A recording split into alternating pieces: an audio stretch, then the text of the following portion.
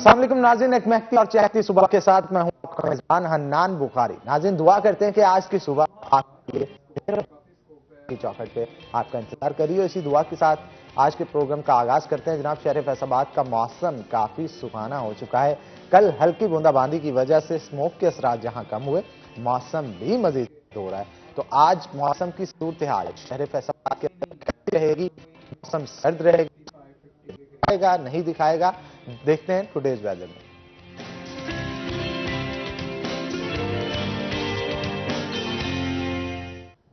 तो नाज़रीन, हमारे साथ अब्दुल रहमान मौजूद होंगे। अब्दुल रहमान, बताइएगा कि आज शहर फैसलाबाद का मौसम कैसा रहेगा?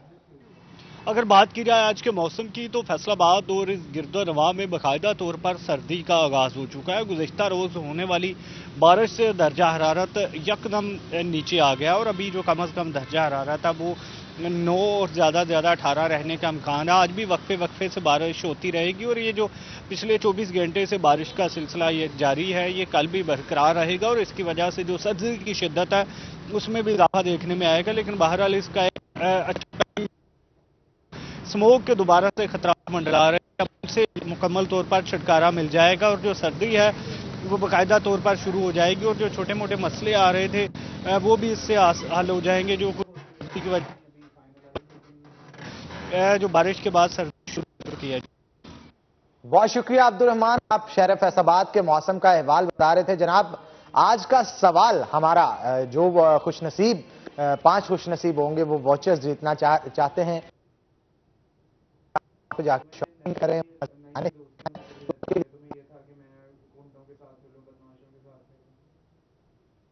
घर के 8 बाजार किस मुल्क के झंडे की बुनियाद पर रखा गया? घंटाघर के 8 बाजारों का नक्शा जो है वो किस मुल्क के झंडे की बुनियाद पर रखा गया? इसका जवाब देने वाले जो 5 खुशनसीब होंगे, जो ज्यादा से ज्यादा मैसेज करेंगे उस नंबर पे जो कि आपकी स्क्रीन पे इस वक्त शो हो रहा है, बुलेवार्ड मॉल की जानिब से वॉचर्स जो है फराहम किए जाएंगे। उन वॉचर से आप वहां से कटिंग भी करवा सकते हैं, खाना भी खा सकते हैं और इसके अलावा और भी बहुत सारे वॉचर्स हैं जो कि आप जीत के अपनी जिंदगी को लुत्फानंदोज बना सकते हैं। तो जनाब, आज से दोबारा मैं आपको सवाल का जो सवाल है आज का रिपीट करता चलूं कि घंटा घर के 8 बाजार का नक्शा किस मुल्क के झंडे की बुनियाद पर रखा गया? तो जवाब देने के लिए नंबर आपकी स्क्रीन पे है, इस पे ज्यादा से ज्यादा मैसेज करें। ज्यादा से ज्यादा मैसेज करने वाले 5 खुशनसीबों को बुलेवार्ड मॉल की जानिब से वॉचर्स जो है वो फराहम किए जाएंगे। तो जनाब, आगे बढ़ते हैं। शहर फैसलाबाद में गैर कानूनी कॉलोनियां जो हैं उनका राज है और इसके अलावा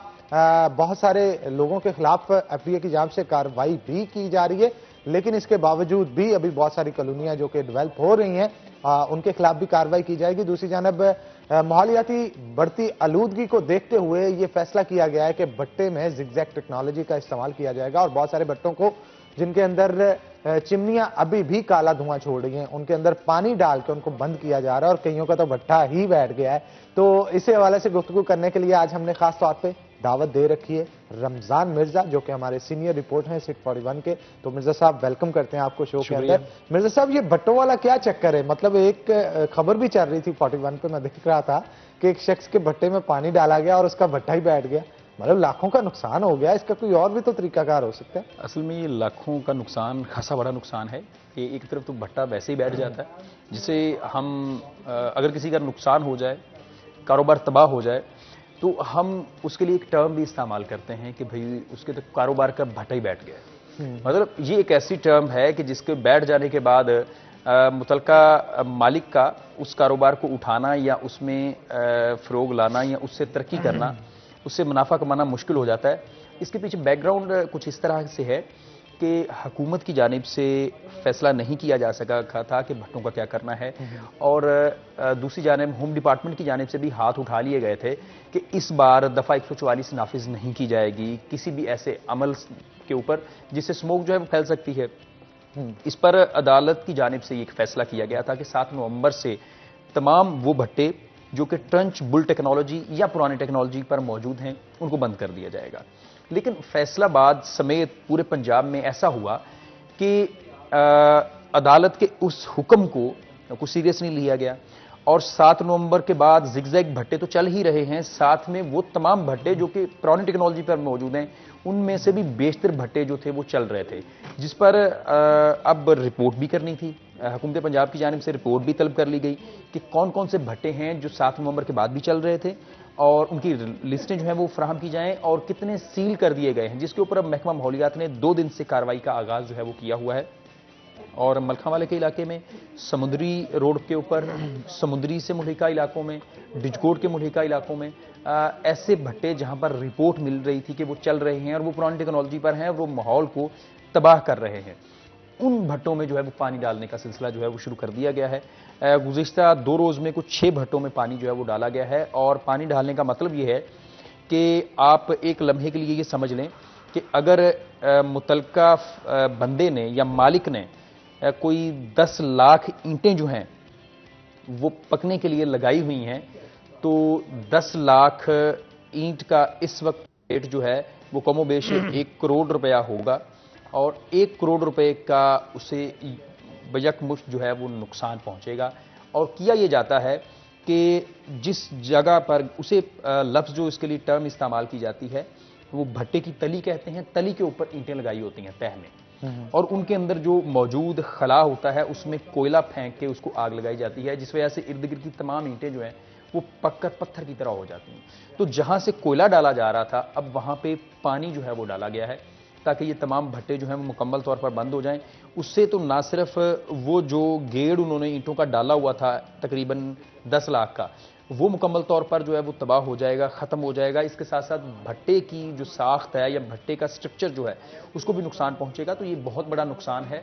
यही समझ लें कि मालिक को फिर जीरो से कारोबार नया शुरू करना। अच्छा मिर्जा साहब, इनको बंद करने से पहले या जब पानी डाला जाता है उससे पहले कोई नोटिस फराहम किया जाता है ताकि इनको पता हो कि यार अगर अब ना किया, नोटिस के बावजूद अगर कर रहे थे फिर तो इनका कसूर है?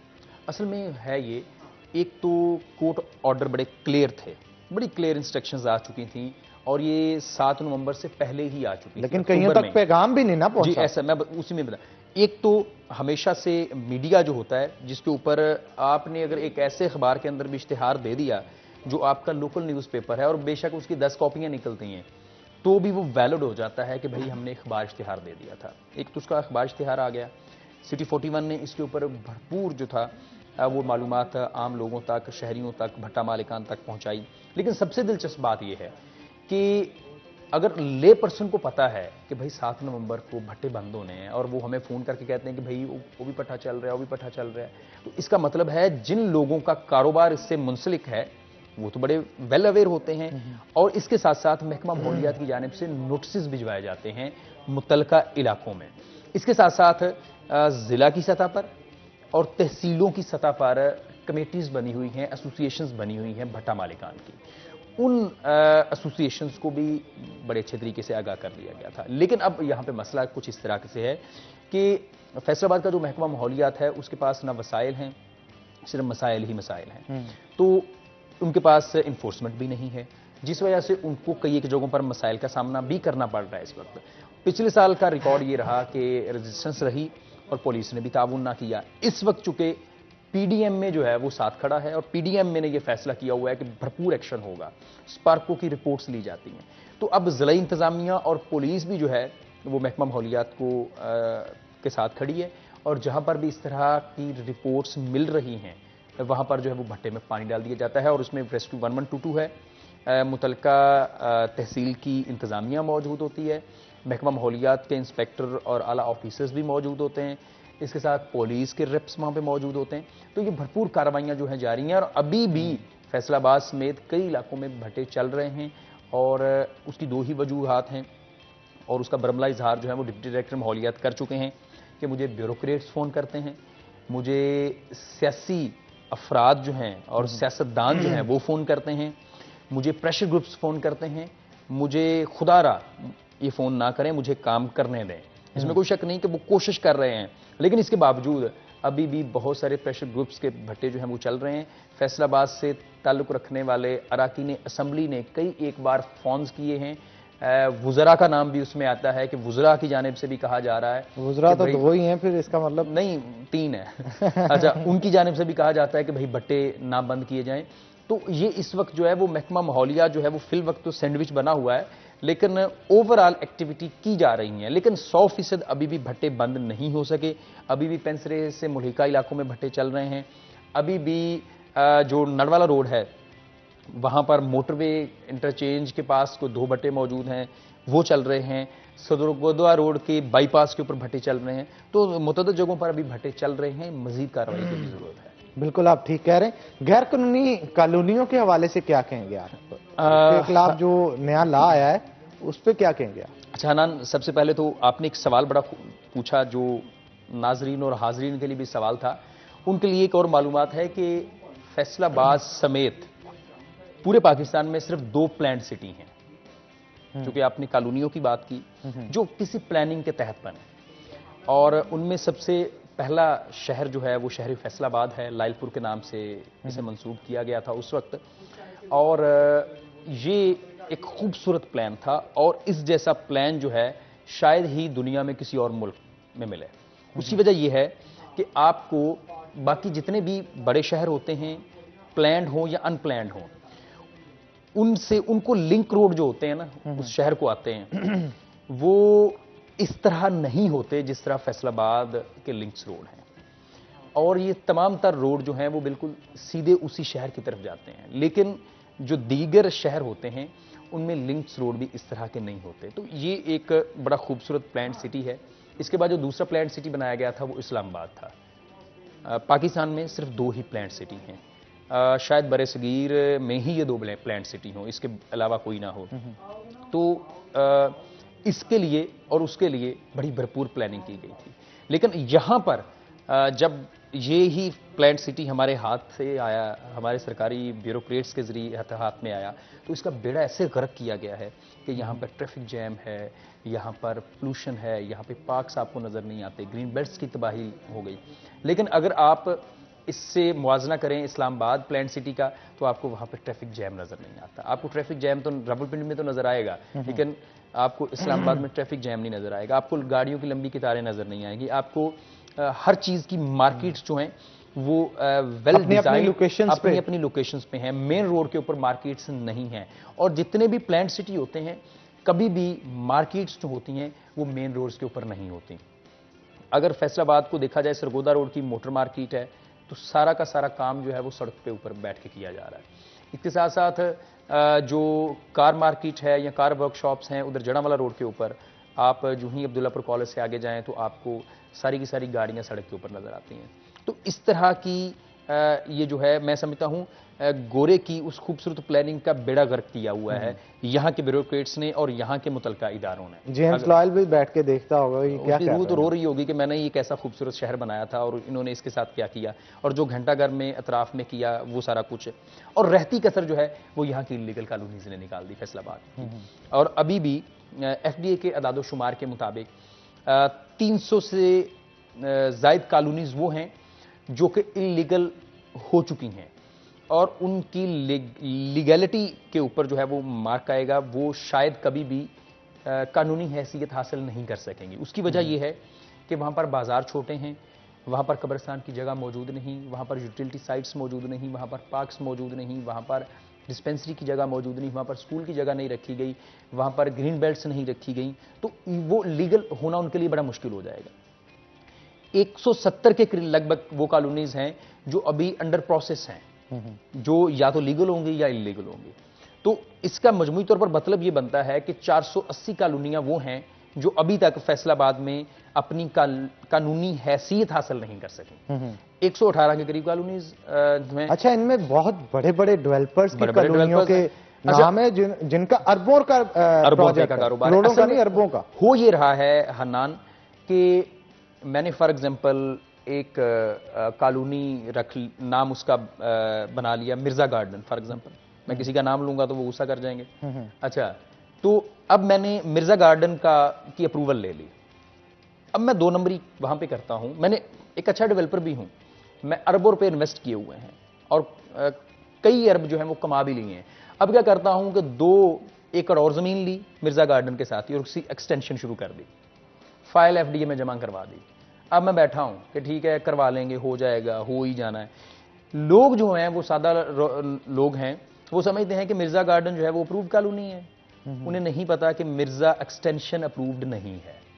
वो वहां पे इन्वेस्टमेंट भी करते हैं, वहां पे घर भी बनाते हैं, और इसके साथ साथ कसूर दूसरा एफडी का भी है। तहम अब उन्होंने इसके ऊपर एक बायलॉज में तब्दीली लाए हैं और एलडीए जो रेगुलेशन 2020 हैं उनकी तरफ जा रहा है। सबसे पहले ये होता था कि आप अगर डेवलपर हैं या मैं डेवलपर हूं, करना ये है कि मैंने एक कागज एफडीए को जमा करवाना है कि जनाब ये मैं मिर्जा गार्डन बनाने लगा हूं, मुझे इसकी मंजूरी दी जाए। अच्छा, उसे कहते हैं पीपीपी, प्रीलिमिनरी प्लानिंग परमिशन, इब्तदाई प्लानिंग की मंजूरी। अच्छा, वो कहते हैं ठीक है आप बनाएं। अच्छा, जब वो कह देते हैं ना आप बनाएं, तो बस फिर बन जाती है, वो फिर बनना शुरू हो जाती है। वो हम दफ्तर के अंदर उसे लटका देते हैं और हर आने वाले को बेवकूफ बनाते हैं कि ये देखें एफडीए ने जो अप्रूव कर दी है। एफडीए ने अप्रूवल सिर्फ दी होती है कि आप बना लें, इब्तदाई प्लानिंग, कि आप प्लानिंग करें, मनसूबाबंदी करें, आप कॉलोनी बनाएं, लेकिन ये नहीं है कि आप बेचें। अब इस पीपीपी के ऊपर जो है वो एफडीए की जानिब से पाबंदी आयद कर दी गई है, जिसका मतलब ये है कि अब कॉलोनी का वो कागज जो कि आप शहरियों को बेवकूफ बनाने के लिए पेश करते थे कि ये अप्रूवल हो गई है, वो नहीं मिलेगा जब तक आपकी कॉलोनी जो है उसमें तमाम तर सहूलियात बहम फ्राहम नहीं कर दी जाती, तब तक एफडीए जो है उसका लेटर नहीं जारी करेगा। जिसका फायदा जो है वो किसी हद तक शहरी को होगा, जिसका फायदा उन लोगों को होगा जो कि अच्छी कॉलोनियां बनाते हैं, लेकिन जो शहरियों को लूट रहे हैं उनको इसका कोई फायदा नहीं होगा। लेकिन मिर्जा साहब, इसका बायलाज क्या होते हैं? कम से कम कितनी प्रॉपर्टी ले के उसके ऊपर टाउन डेवलपिंग की जा सकती है? कितना इन्होंने एफडीए की जांच से अप्रूव किया गया है कि इतनी जगह आपके पास होगी तो ये सारी चीजें आप मैनेज कर सकते हैं? इसका जवाब लूंगा लेकिन एक छोटे से ब्रेक के बाद। तो नाज़रीन, ब्रेक लेंगे, ब्रेक के बाद दोबारा हाजिर होते हैं, कहीं मत जाइएगा, हमारे साथ रहिएगा। वेलकम बैक नाज़रीन, ब्रेक के बाद खुशामदीद। हमारे साथ रमजान मिर्जा मौजूद है, उनसे मजीद गुफ्तगू करते हैं। मिर्जा साहब, अगर बात की जाए जिगजैग टेक्नोलॉजी की, तो इस पे क्या लागत आती है? मतलब क्यों नहीं भट्टा मालकान जो है इसे तैयार कर रहे हैं? आखिरकार वजूहात क्या है इसके पीछे? हन्नान, हम इस वक्त बी इंडस्ट्रियलाइजेशन की तरफ नहीं जा रहे, जबकि यूरोप ने जो है वो एक सदी पहले इंडस्ट्रियलाइज करके खुद को, अब वो डी इंडस्ट्रियलाइज कर रहे हैं खुद को। गोरा या वेस्ट कोयले के इस्तेमाल को कम कर रहे हैं, वो ऑयल के इस्तेमाल को कम कर रहे हैं, और ऐसे तमाम फ्यूल्स जिनकी वजह से माहौल मुतासिर होता है वो उसके इस्तेमाल को कम कर रहे हैं। और जो रिन्यूएबल नहीं है, ये मतलब एक बार इस्तेमाल हो जाता है, इसे दोबारा इस्तेमाल नहीं कर सकते, वो उनको इस्तेमाल नहीं कर रहे, या ऐसी तमाम चीजें जो माहौल को तबाह कर रही हैं उनको इस्तेमाल नहीं कर रहे। लेकिन अफसोसनाक बात यह है कि हम 21वीं सदी, जिसे हम टेक्नोलॉजी आईटी की सेंचुरी जो है वो कहते हैं, उसमें भी इस बात को समझने से कासिर हैं कि कितना ज़रूरी है कि हम अपने माहौल को बेहतर रखें। हम वो तमाम पैसे जो कि अपनी सेहत के ऊपर खर्च कर रहे हैं, अगर यही तमाम बजट जो है वो माहौल को बेहतर बनाने में लगा दें, खुराक को बेहतर बनाने में लगा दें, तो शायद हमें सेहत के ऊपर इतने खर्चात ना करने पड़ें। इसी तरह जो हमारा सनत का शोबा है, उसमें से बेशतर लोग जो हैं वो पुराने जहन के हैं, वो इस बात को समझने के लिए तैयार नहीं हैं कि हमने एफिशिएंसी को किस तरह बेहतर करना है, अपनी लागत को किस तरह कम करना है। वो बिल्कुल उसी जो कन्वेंशनल स्टाइल है वर्किंग का, वो अभी तक उसी के ऊपर रुके हुए हैं। जिस तरह आपने स्पाइरल ऑफ साइलेंस एक थ्योरी का नाम सुना होगा, जिसका मतलब सिंपल ये है कि मैं फोन लूंगा, कुछ लोग वो होते हैं जो नई टेक्नोलॉजी आई फौरी ले ली,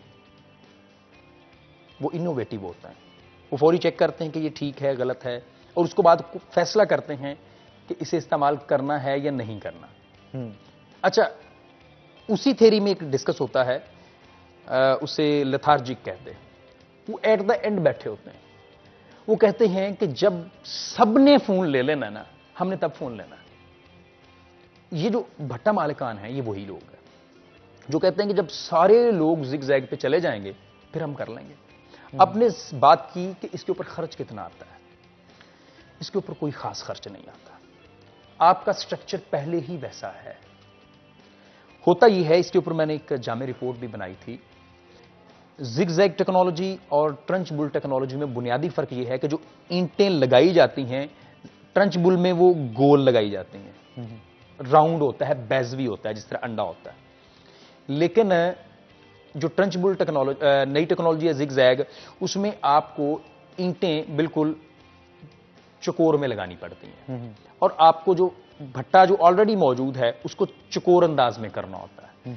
और आपके पास स्टॉक में इतनी ईंटें जरूर होती हैं कि आपको फौरी तौर पर उसको डिजाइन चेंज कर लें। इसके साथ साथ जो जिसमें आग जलती है, जो कि धुआं खींच रही होती है, बुनियादी ट्रंच, उसमें थोड़ी सी मॉडिफिकेशन करनी होती है। हुकूमत का इसमें दावा यह है कि ये 10 से 20 लाख रुपए का खर्च है। भट्टा मालिकान कहते हैं कि ये कमोबेश 1 करोड़ रुपए का खर्च है।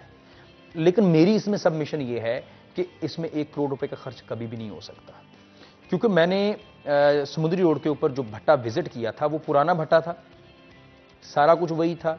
उन्होंने सिर्फ चंद चीज़ों में मॉडिफिकेशन की हुई थी और जो चीज़ आपने ऐड करनी होती है वो वहाँ पर एयर ब्लोअर है, आपने हवा देनी होती है और कुछ भी नहीं करना होता। और भट्टा मालिक का ये दावा था कि इसमें तकरीबन 30% कोयले की बचत आती है और 30% कोयले की बचत के साथ ये 50% ज़ायद एफिशिएंसी देता है। उसकी वजह ये होती है, जब आप हवा देते हैं तो हवा में ऑलरेडी ऑक्सीजन मौजूद होती है, आग बढ़ती है। हाँ, आग बढ़ती है उससे। और अच्छा, इसके साथ साथ और उसमें उसने कहा कि आम भट्टे में जो खराब ईंटें हैं, जिसे खिंगर ईंट कहा जाता है या तिड़क कहा जाता है या दोम कहा जाता है, उसमें वो 30% तक होती है आम भट्टे, पुराने भट्टे में। लेकिन जब आप नई टेक्नोलॉजी पर आ जाते हैं तो उसमें वो जो नाकस ईंट है उसकी मिकदार सिर्फ 15% रह जाती है, आपका वक्त कम लगता है। तो बहुत सारी चीजें जो थी। आपने इसके ऊपर लगाए होते हैं उससे डबल स्पीड से आप रिकवर करते हैं। एक सीजन, वो कह रहा था, उनका कहना था कि भाई एक सीजन नहीं लगता उसकी रिकवरी के लिए। और वो बार बार कह रहे थे कि भाई नई टेक्नोलॉजी के ऊपर जो है वो मुंतकिल करना बड़ा जरूरी है। लेकिन बात फिर वही है कि हम लकीर के फकीर हैं, हमने तब करना है जब सबने वो कर लेना है। तो अभी इसके ऊपर ना सिर्फ सख्त कार्रवाइयों की जरूरत है, मैं तो कहता हूं कि जहां जहां पर भी ऐसे भट्टे मौजूद हैं उनमें सब में पानी डाल देना चाहिए। लेकिन इसके बाद दिलचस्प एक और बात है, वो ये है कि भट्टे 31 के बाद भी नहीं चलेंगे। पुरानी टेक्नोलॉजी वाले भट्टे इसके बाद भी नहीं चलेंगे। लेकिन ये बात भी समझने के लिए तैयार नहीं है। बार बार सिटी 41 की स्क्रीन पे बताया गया, मैं कहूँ माहौलियात भी बार बार कह रहे हैं कि भाई आप फौरी इनको नई टेक्नोलॉजी के ऊपर मुंतकिल करें, क्योंकि ये उसके बाद भी नहीं चलने की इजाजत होगी। लेकिन अभी तक इसके ऊपर समझने से कासिर हैं। जो बासर लोग हैं वो भट्टे भी चला भी रहे हैं और इस तरह के काम हो रहे हैं। लेकिन ज़रूरत इस अमर की है कि भाई हमें ऐसी टेक्नोलॉजी के ऊपर जाना है जो कि हमारे माहौल के लिए भी बेहतर हो और हमारे लिए भी बेहतर हो। लेकिन अभी तक भट्टा मालिकान इस बात को समझने से कासिर नजर। अच्छा मिर्जा साहब, इंक्रोचमेंट के ऊपर सुनने में आ रहा है दोबारा से एक्शन स्टार्ट होने वाला है, क्या कहेंगे इसके ऊपर? हाँ, हन्नान, बड़ी अजीब सी बात है, लेकिन बड़ी बावसूख ज़राए से मैं ये बता रहा हूँ कि जो भी आड़ बाज़ारों में तजावज़ात करके बैठे हुए हैं उनके हाथ इतने लंबे हैं कि वो सियासतदानों तक पहुँचे हुए हैं और सियासतदान जो हैं वो बोर्ड ऑफ रेवेन्यू में पहुँचे हुए हैं। जिस वजह से वो रिपोर्ट जो कि ज़िलाई इंतज़ामिया ने तकरीबन 1.5 महीना पहले बोर्ड ऑफ रेवेन्यू से मांगी थी कि भाई ये रजिस्ट्रियाँ हैं, इनकी वेरिफिकेशन की जाए, बताया जाए कि ये रजिस्ट्रियाँ ठीक हैं या नहीं ठीक। अभी तक उसके ऊपर रिपोर्ट मौसूल नहीं हुई और अभी तक वो ऑपरेशन जो कि मुतवक्के था वो नहीं हो सका। लेकिन आपकी और मेरी समझ में एक बात जरूर आती है कि नाले के ऊपर रजिस्ट्री कैसे हो गई। आपको सोचते जरूर होंगे कि भाई ये खाला जा रहा है, खाला नीचे से जा रहा है, अभी भी नाला अभी भी चल रहा है और उसके ऊपर दुकानें बन गई, या नाला फिल वक्त आपने बंद भी कर दिया। वो अराजी तो गवर्नमेंट ऑफ पंजाब की होती है, उसके ऊपर कैसे बन गई दुकानें और उनकी रजिस्ट्रियां मौजूद हैं। एक चीज। दूसरी चीज, जब तांगे कभी घंटाघर आया करते थे तो उनके लिए एक तांगा स्टैंड था, उसके ऊपर दुकानें कैसे बन गई। घंटाघर को पोल्यूशन फ्री करने के लिए जो कि आज इमरान खान साहब सोच रहे हैं 2020 में, उस वक्त गोरा जब 1905 में, 4 में, 3 में उसकी प्लानिंग करके उसको बना रहा था तब भी उन्होंने बताया कि भाई फवारे ज़रूरत हैं, इससे माहौल बेहतर होगा। उन फवारों की जगह दुकानें किसने बना दी?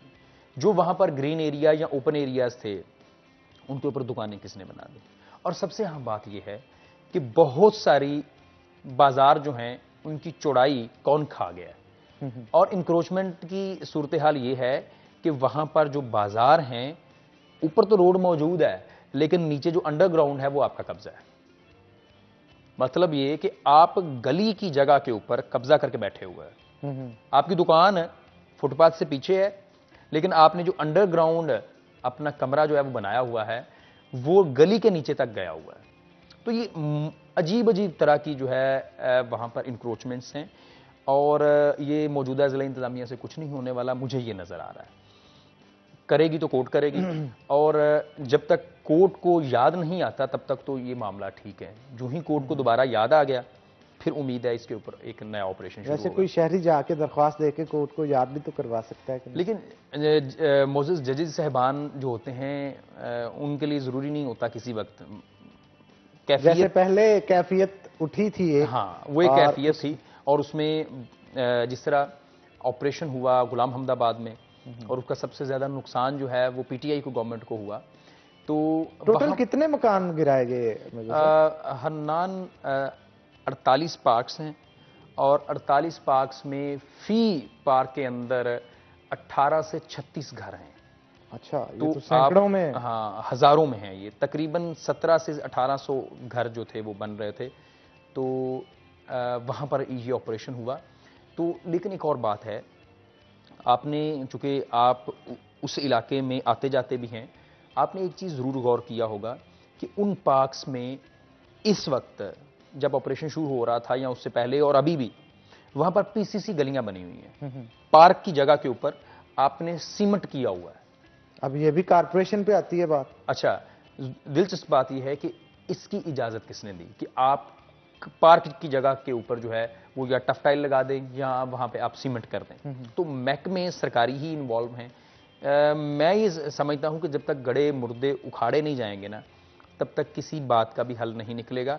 और अब ऑपरेशन हो गया है और उम्मीद है कि अगले ऑपरेशन में अभी कोई 1 दिहाई लग जाएगी, क्योंकि हमेशा 5 से 10 साल लगते होते हैं अगले ऑपरेशन में। वैसे आपको नहीं लगता मिर्जा साहब, जिन लोगों के खिलाफ कार्रवाई इंक्रोचमेंट पे की जा रही है उससे पहले उन बंदों को पकड़ना चाहिए जिन्होंने रजिस्ट्रियां की? मैंने डिप्टी कमिश्नर से इस हवाले से बात की, मैंने असिस्टेंट कमिश्नर से इस हवाले से बात की, मैंने डिप्टी डायरेक्टर पंजाब हाउसिंग से ये बात की कि भाई आप जिम्मेदारों के खिलाफ कार्रवाई क्यों नहीं करते। तो उन्होंने कहा कि भाई वो या तो बहुत सारे लोग रिटायर हो चुके हैं या मर चुके हैं। तो मैंने कहा कम अज कम उनका नाम तो लिया जाए ना कि ये लोग कसूरवार हैं, ताकि आपके आने वाले के बाद एक एग्जाम्पल तो सेट हो। इमरान खान ठीक कर रहा है, गलत कर रहा है, वो एक अलग बात है, लेकिन एक बात तय है कि एग्जाम्पल जरूर सेट हो रही है कि भाई अगर कहीं पे करप्शन का कोई एलिमेंट नजर आया या शायबा भी हुआ तो कार्रवाई हो सकती है। लेकिन इस ज़िम्रे में कहीं पर कोई कार्रवाई नहीं हो रही। साबिक अफसरान को कोई नहीं पूछ रहा, ना पकड़ रहा, ना कोई इंक्वायरी इस मामले पे शुरू हुई। तो अजीब सी सूरत अलग है, क्योंकि जब आप जिम्मेदार को जिम्मेदार नहीं ठहराएंगे तब तक कुछ नहीं होगा। और अभी भी ये बात है कि अभी भी मुतलका डिपार्टमेंट्स के जो इंस्पेक्टर्स हैं वो सोए हुए हैं और रिपोर्ट्स नहीं मिलती। अगर मेरी जिम्मेदारी घंटाघर और इसके अतराफ के बाजार हैं तो मैं क्यों नहीं रिपोर्ट करता कि भाई गुरुद्वारे वाली गली में इंक्रोचमेंट हो रही है। मैं क्यों रिपोर्ट नहीं करता कि गोल बाजार जो है वहां पर, क्योंकि मसला ये है कि मैं वहां पर जाता हूं, पैसे लेता हूं और वापस आ जाता हूं, और इस बात को संजीदगी से कोई देखती नहीं था। अच्छा, और जब असिस्टेंट कमिश्नर की जानिब से नक्शे तलब किए जाते हैं तो 2-2 3 दिन नक्शा नहीं मिलता कि नक्शा किधर है इसका, यहाँ पे उस वक्त क्या था वो नहीं पता चलता। क्यों नहीं की जाती मिर्जा साहब अफसरान की तरफ से? असल में हन्नान मसला बताऊं क्या है, हम हमेशा पटवारी को कहते हैं कि पटवारी खा गया, पटवारी खा गया। ये फर्द की 1000 रुपया फीस है, जबकि गवर्नमेंट की जो फीस है वो 100 रुपये के करीब है, और रजिस्ट्री जो है वो 50,000 रुपये फीस देनी थी, 10,000 उसको दिया। ये ऊपर तक हिस्सा जाता है। अगर कहीं पर किसी को वेलकम पार्टी देनी है तो वो पटवारी अरेंज करके दे देते हैं, कहीं पर किसी को इशाइया देना है तो वो पटवारी करके दे देते हैं। पटवारी सारा जेब में नहीं डाल देता, ये बड़ी अजीब बात है। पटवारी हर जगह का हिस्सा उसे पहुंचा रहा होता है, और किसी का विजिट आ गया तो उसके लिए अरेंजमेंट्स किसने करना है? पटवारी ने करना है। अब भाई पटवारी जो है वो 35-30 हज़ार रुपये, 40 हज़ार रुपये अगर ले रहा है, और तो वो ये सारे अरेंजमेंट्स कहाँ से करेगा? फिर उसने आपसे लेने हैं, फिर उसने मुझसे लेने हैं, फिर उसने ये हमारे इर्द गिर्द जो लोग बैठे हैं इनकी फ़र्दों से लेने हैं, इनकी रजिस्ट्री से लेने हैं, इसी तो वो हर एक का जिम्मेदारी दे दी जाती है। अच्छा, अब कुछ पटवारी होते हैं जो अपना हिस्सा ज़रा ज़्यादा रख लेते हैं, कुछ जो होते हैं वो थोड़ा कम हिस्सा रख लेते हैं। मामला ये हैं कि इसलिए नहीं इनकी खिंचाई होती, इसलिए इन इंस्पेक्टर्स की खिंचाई नहीं होती कि हिस्सा ऊपर तक जा रहा होता है, और इसका हमारे पास सबूत सिर्फ यही है कि बहुत सारी जगहों पे अरेंजमेंट्स होते हैं वो इन्हीं के ज़िम्मे होते हैं, और उनका कोई भी कहीं पर भी कोई लिखत पढ़त नहीं होती, कहीं पर उसका रिकॉर्ड मौजूद नहीं होता, इसलिए इनको नहीं खींचा जाता।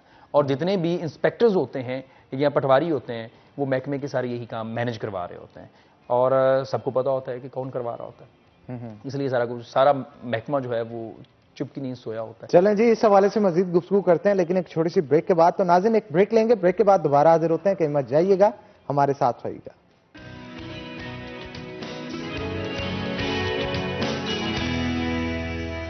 वेलकम बैक नाज़रीन, ब्रेक के बाद खुशामदीद। रमजान मिर्जा साहब हमारे साथ मौजूद है। मिर्जा साहब, मौजूदा सूरत हाल हमारे शहर की देखा जाए तो जदीद इंफ्रास्ट्रक्चर की जरूरत है। किसी हद तक इंफ्रास्ट्रक्चर बन भी रहा है, जिसके ऊपर नवल्टी पुल का कुछ आगे करने जा रहे थे लेकिन वो रुक गया। जो कश्मीर पुल अंडरपास है, इसे तैयार किया गया। बहुत सारे 2-3 अंडरपास और हैं जिनको तैयार किया गया, लेकिन स्टिल इसके बावजूद भी किनार रोड के अलावा जो बाकी शहर के हिस्सों को देखा जाए वहां पे भी ट्रैफिक बहुत जाम होती है। सर्कुलर रोड हो, रेलवे रोड हो, घंटाघर के 8 बाजार हो, जंग रोड हो, सत्याना रोड हो, इन तमाम जगहों पे कहीं ना कहीं पेनिट्रेशन की जरूरत है। क्या समझते हैं आप, क्या मामला तय करने चाहिए शहर की सूरत हाल को बेहतर बनाने? असल में हनान, इसके ऊपर एफडी की जानिब से एक मास्टर प्लानिंग चल रही है। इससे पहले इवन कि मुझे याद आ गया कि ऑनरेबल जस्टिस साहब ने कहा कि फैसलाबाद का मास्टर प्लान कहाँ है, तो वहां पर मौजूद जो असिस्टेंट कमिश्नर थे उन्होंने कहा मुझे तो नहीं पता। तो वो बड़ी एम्बैरेसमेंट हुई कि फैसलाबाद जैसा शहर जिसका मास्टर प्लान जो है वो है नहीं या बनाया नहीं गया। 65 में मास्टर प्लान बनाया गया, उसके ऊपर इंप्लीमेंटेशन नहीं हुई। 85 में भी हुआ, 96 में भी हुआ, 2006 में भी हुआ, लेकिन इंप्लीमेंटेशन लेटेस्ट कौन सा था? 2015 में पेरी अर्बन एक प्लान बनाया गया था। ये प्लान बनाया किसने था? ये नूरुल अमीन मैंगल, जो उस वक्त डीसीओ फैसलाबाद थे। अरे क्या बात है, वो फिर डोगे साहब इसलिए उनकी तारीफ कर रहे थे, बहुत सारी चीजें। बड़े विजनरी थे, और हमारी तो ख्वाहिश थी कि वो फैसलाबाद आए और फैसलाबाद को एक नई जहत जो है वो बख्शें। लेकिन असल में हुआ ये है, कुछ इस तरह की इतलात जो है, मुतज़ाद इतलात मिली कि चूंकि एट दैट टाइम उस वक्त के जो सीएम थे वो उन्हें फैसलाबाद लेके आए थे, और उनका नून लीग नहीं चाह रहे थे। नून लीग में उनके खासे रवाबत हैं, और फैसलाबाद में जो अरकान असम्बली नून लीग से इलेक्ट हो चुके थे उनके साथ भी अच्छे मरासम रहे हैं, तो इस वजह से भी उनको नहीं लाया गया। ये एक वजह हो सकती है, और ये एक सॉलिड रीजन है होगी। लेकिन इस चीज का अंदाजा इस चीज से भी लगाया जा सकता है मिर्जा साहब, सीटीओ फैसलाबाद को जो चेंज किया गया उन पे भी इल्जाम आयद किया गया था कि नून लीग के बंदों को ब्लाइज करते हैं, और एक मैच की बात हुई थी, उस हवाले से भी आप बेहतर जानते हैं वहां पे किस तरह की गुफ्तगू जो है वो एमपीए साहबान की जानिब से की गई। उस हवाले से क्या कहेंगे आप? असल में उन अरकान असम्बली ने उनकी शिकायत लगाई जिन्हें अच्छे से उर्दू भी बोलनी नहीं आती, पढ़नी तो बहुत दूर की बात है, और अल्लाह ही हाफिज है उनका। और मैं ये समझता हूं कि फैसलाबाद में पढ़े लिखे अरकान असम्बली उतने ज़्यादा ख़तरनाक नहीं हैं फैसलाबाद के लिए जितने अनपढ़ अरकान असम्बली जो हैं वो फैसलाबाद के लिए ख़तरनाक हैं, लीथल साबित हो सकते। तो अल्लाह ताला भी माफ़ करे। लेकिन जिस तरफ आपने इशारा किया, अगर हम देखें ना, नसीम सादिक वो भी नून लीग के बहुत करीब थे, लेकिन उन्होंने धोया भी सबसे ज्यादा नून लीगियों को। जब सीएम पंजाब को अपने डिवीजन में तरक्याती कामों की जरूरत पड़ी तो उन्होंने उन्हें ही कमिश्नर वहां पे लगाया, रिजी खान। तो ये एक बड़ा अच्छा था फैसला। तो ये भी सोचा जा रहा था, इवन के मैंने नूरुल अमीन मैंगल साहब से पूछा कि सर आप आ रहे हैं, तो वो कहते हैं अल्लाह नोज, अल्लाह बेहतर जानता है भाई।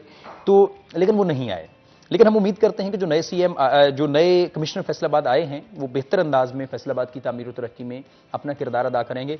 लेकिन इस वक्त जो बहुत अशद ज़रूरत है वो फैसलाबाद एफडीए की जानिब से जो एक मास्टर प्लान बनाया जा रहा है और उनका ये दावा है कि वो 23 मार्च 2021 को अप्रूवल करवा के उसको पेश करेंगे और बताएंगे कि वो फैसलाबाद में क्या करने जा रहे हैं।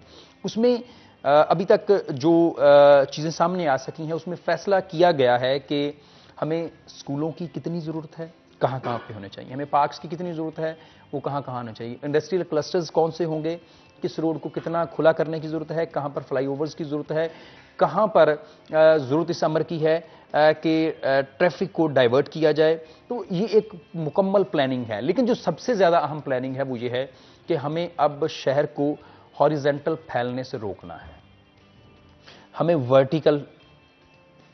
लेकिन उसके लिए बिल्डिंग्स तामीर करनी होगी और बिल्डिंग्स के लिए मंजूरियां नहीं दी जाती, ये भी तो एक मसला है ना। HLDC एक नो डाउट एक इशू है, लेकिन फिल वक्त जो इस वक्त भी डेवलपमेंट फैसलाबाद में हो रही है वो हॉरिजेंटल हो रही है, वर्टिकल काम नहीं हो रहा। और जिस तेज़ी से हमने फैसलाबाद की ज़रखेज़ ज़मीनों को कॉलोनियों की मशरूम ग्रोथ में झोंक दिया है, इससे आपको भी पता है कि फैसलाबाद में डिवीज़न में गंदम का बहरान भी पैदा हुआ और इसी तरह के दीगर बहरान जो हैं वो जन्म ले रहे हैं और इसके ऊपर जो है वो काम करने की अशद ज़रूरत है। लेकिन FTA की जानिब से बारहा बात की गई है कि हम वर्टिकल ग्रोथ के ऊपर जा रहे हैं, लेकिन अजीब बात यह है कि जिस जगह पे हम रहते हैं वहाँ पर फ्लैट्स का कॉन्सेप्ट नहीं।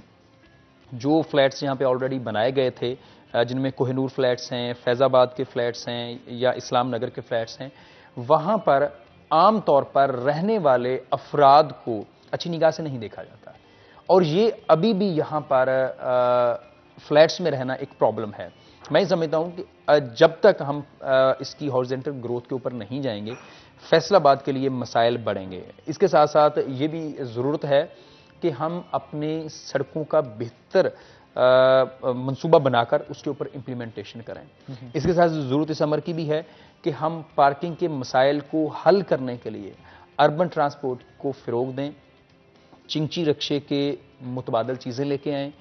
और आपके इल्म में होगा कि अदादोशुमार के मुताबिक तकरीबन 43% जो स्मोक की वजह है वो फैसलाबाद में चलने वाली ट्रांसपोर्ट है, 12% उसमें भट्टे अपनी कंट्रीब्यूशन करते हैं और बाकी जो चीज़ें हैं वो सनत की जिम्मेदारी हैं या जो कंस्ट्रक्शन एजेंसी जो है हो रही है या कहीं पर कुछ पोल्यूशन इसी तरह के जलाने का अमल।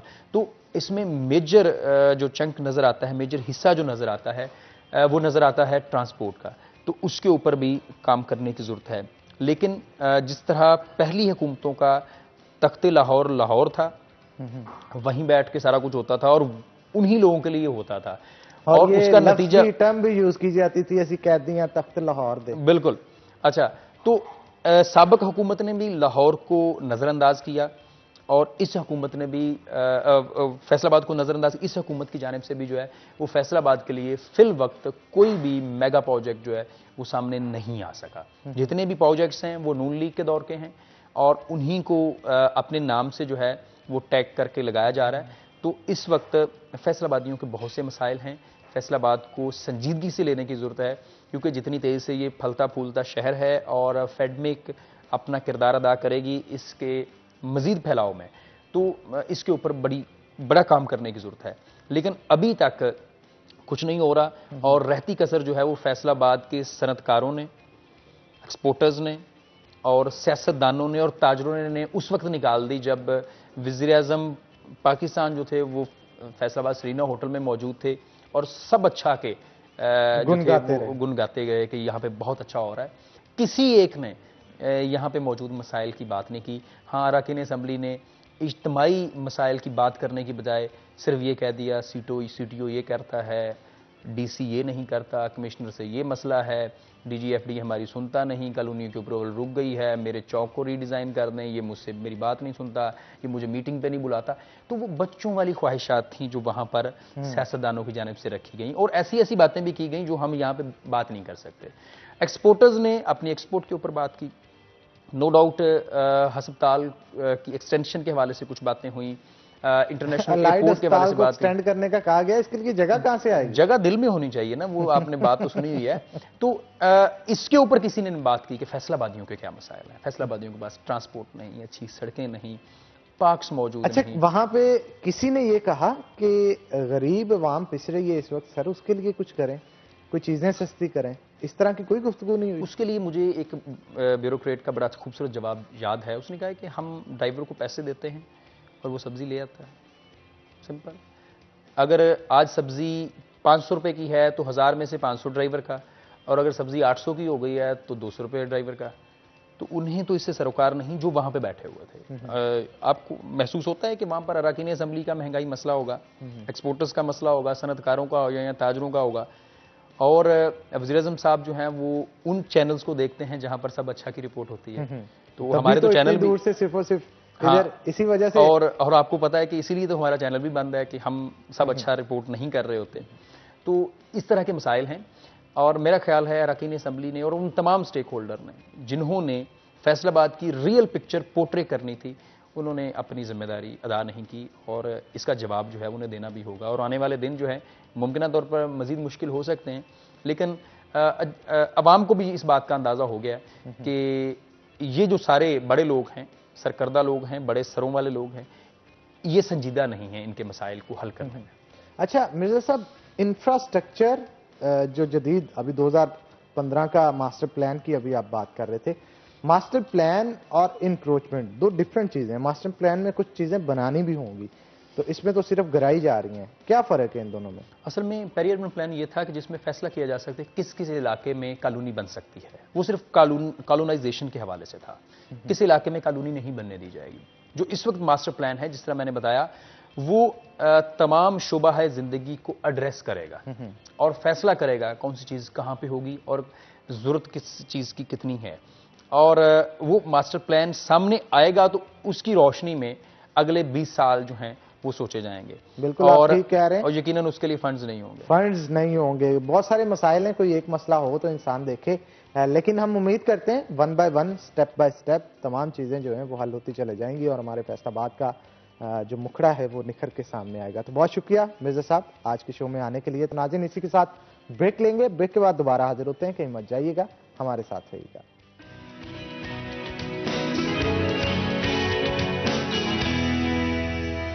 नाज़रीन, ब्रेक के बाद खुशामदीद। अगर आप चाहते हैं कि आपका हेयर स्टाइल बेहतरीन हो तो उसके लिए आपको प्राइम हेयर क्लब पे जाना पड़ेगा, क्योंकि मेरा हेयर स्टाइल भी प्राइम हेयर क्लब की तरफ से बनाया गया है।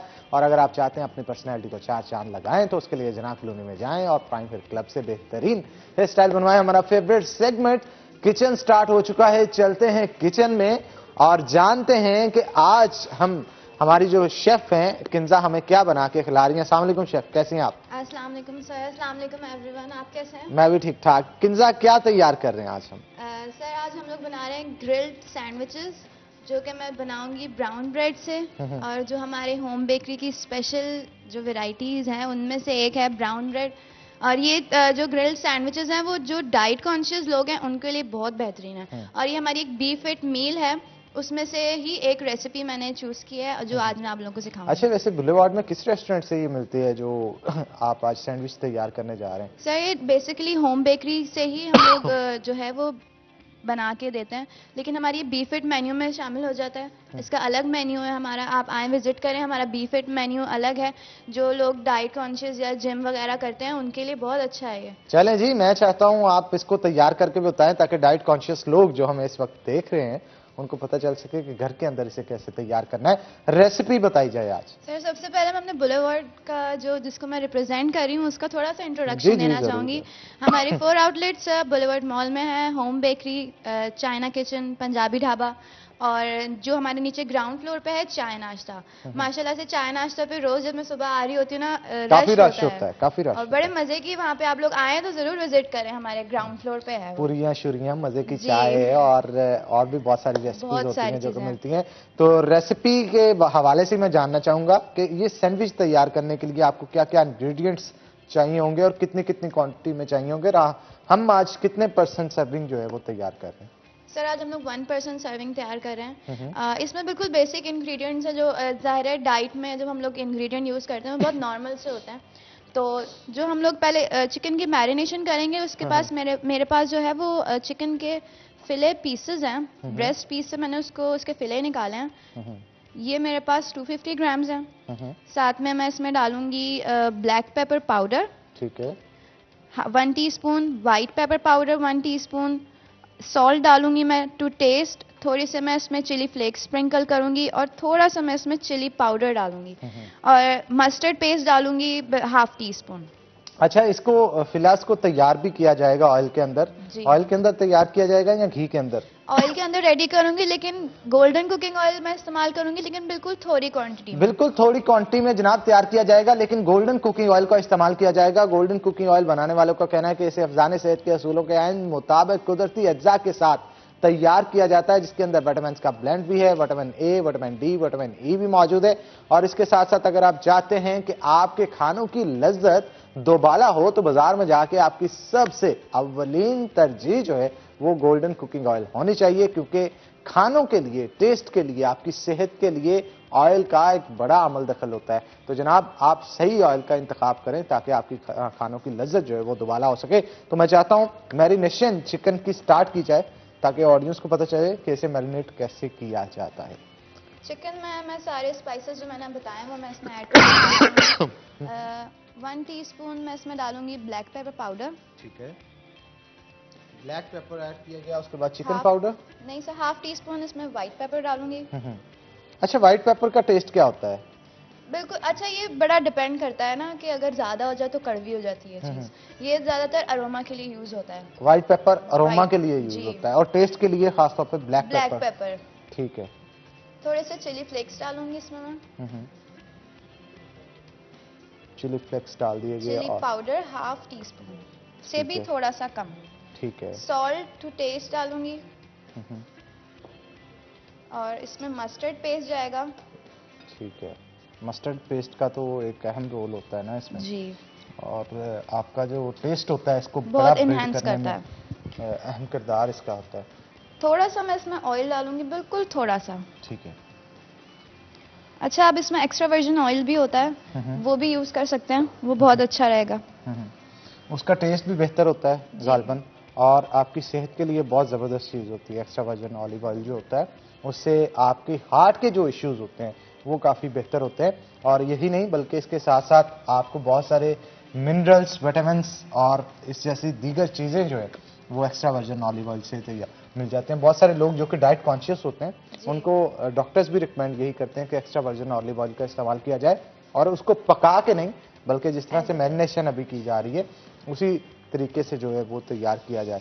तो सैलेड ड्रेसिंग में बहुत अच्छा वो यूज हो सकता है, हम लोग जो ऊपर टॉपिंग कर सकते हैं। सीजर सैलेड तैयार किया जाता है, उसके अंदर इस्तेमाल होता है दीगर सैलेड्स और बहुत सारी चीज़ें जो तैयार की जाती हैं। ख़ास तौर पे बात करें सैलेड्स में अगर कच्ची सब्जियां अगर आप इस्तेमाल कर रहे हैं या बॉयल करके भी इस्तेमाल कर रहे हैं तो उसमें भी एक्स्ट्रा वर्जिन ऑलिव ऑयल कर सकते हैं। कुछ ब्लैक पेपर शेपर ऐड करके आप मज़े को इन्हेंस कर सकते हैं। तो जनाब मैरिनेशन हो चुकी है, मैरिनेशन कितनी देर के लिए होगी?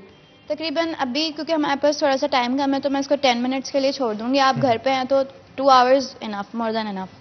2 आवर्स के लिए कम से कम, लेकिन यहाँ पे हम 10 मिनट के लिए छोड़ेंगे क्योंकि मैरिनेशन से इसका टेस्ट एनहेंस होगा। दूसरी जानब उतनी देर ब्रेड तैयार की जाएगी ताकि आप ब्रेड तैयार करके सैंडविचेस की ब्रेड जो है वो तैयार कर ली जाए। तो मैं चाहता हूँ आप तैयार करें इसे, उतनी देर हमारे साथ जो गेस्ट हैं उनके साथ भी गुफ्तगू कर लेते हैं। जनाब पंजाबी हो, उर्दू हो या फिर कोई और लैंग्वेज हो, तमाम लैंग्वेजेस की एक अपनी अहमियत होती है, अपनी साख्त होती है और ये साख्त जो है इसको मजबूत करने के लिए लोगों का इसमें अहम किरदार होता है। क्योंकि जैसे अगर सपोज हम पंजाबी हैं तो पंजाबी अगर हम बोलना ही छोड़ जाएंगे, जैसे गुज़िश्ता दिनों में मुझे सुन के बड़ा धचका लगा था और अफसोस भी हुआ था कि पंजाबी डिपार्टमेंट जो जिस यूनिवर्सिटी का उसे जम कर दिया गया था दूसरे डिपार्टमेंट के अंदर, क्योंकि वहाँ पे स्टूडेंट्स की तादाद एडमिशन लेने की ना होने के बराबर थी।